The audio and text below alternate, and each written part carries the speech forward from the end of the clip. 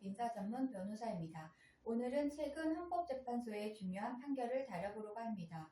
바로 상속기여자에 대한 유류분 우대 문제인데요. 이 판결로 상속제도가 큰 변화를 맞이할 것으로 보입니다. 오늘의 주제는 상속기여자에 대한 유류분 우대입니다.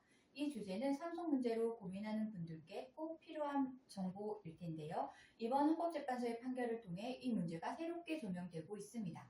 그럼 본격적으로 이야기해 볼까요?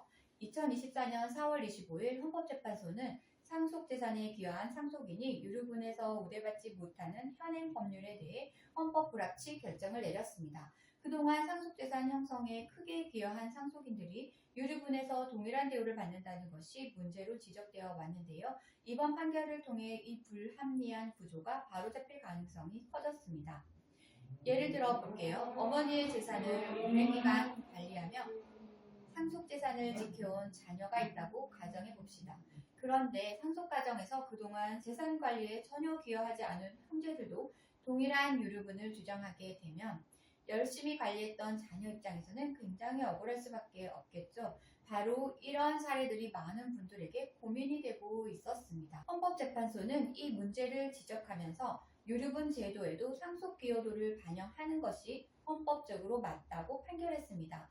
헌재는 상속재산 분할 시 기여분을 인정받을 수는 있지만 유류분에서는 기여도가 전혀 반영되지 않았습니다. 그래서 이번 판결이 상속기여자의 권리를 더 강화하는 방안으로 적용하게 된 것입니다. 저 법도TV 엄정숙 민사전문 변호사도 이번 판결에 대해 상당히 긍정적으로 보고 있습니다. 상속재산을 형성하거나 유지한 상속인이 그 기여를 제대로 인정받을 수 있는 법 개정이 필요하다는 의견에 많은 분들이 공감하고 계실 텐데요. 특히 앞으로 국회가 이러한 헌재 결정을 바탕으로 법을 개정한다면 상속 과정에서 공정성을 크게 높일 수 있을 것입니다.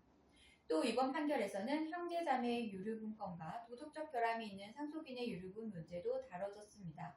형제자매에게 유류분권을 인정했던 민법 조항이 이번에 위헌 결정을 받았고요. 또한 도덕적으로 문제 있는 상속인이 유류분을 청구할 수 있었던 기존 규정 역시 헌법 불합치 판정을 받았습니다. 이를 통해 상속제도의 형평성에 더욱 강화될 전망입니다. 결론적으로 이번 헌법재판소의 판결은 상속기여자의 권리를 강화하고 상속제도의 공정성을 높이는 중요한 전환점이 될 것입니다. 앞으로 법 개정이 신속하게 이루어져서 상속 분쟁이 줄어들기를 기대해 봅니다.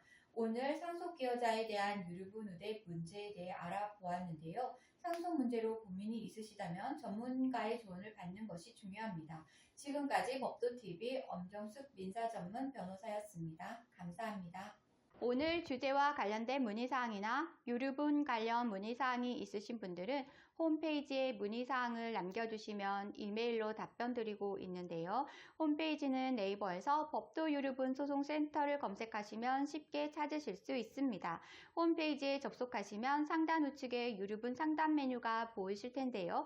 파란색으로 체크된 부분은 명확하게 정보를 입력해 주시고 본문에 궁금한 내용을 입력해 주시면 이메일 또는 유선 전화로 답변 드리겠습니다.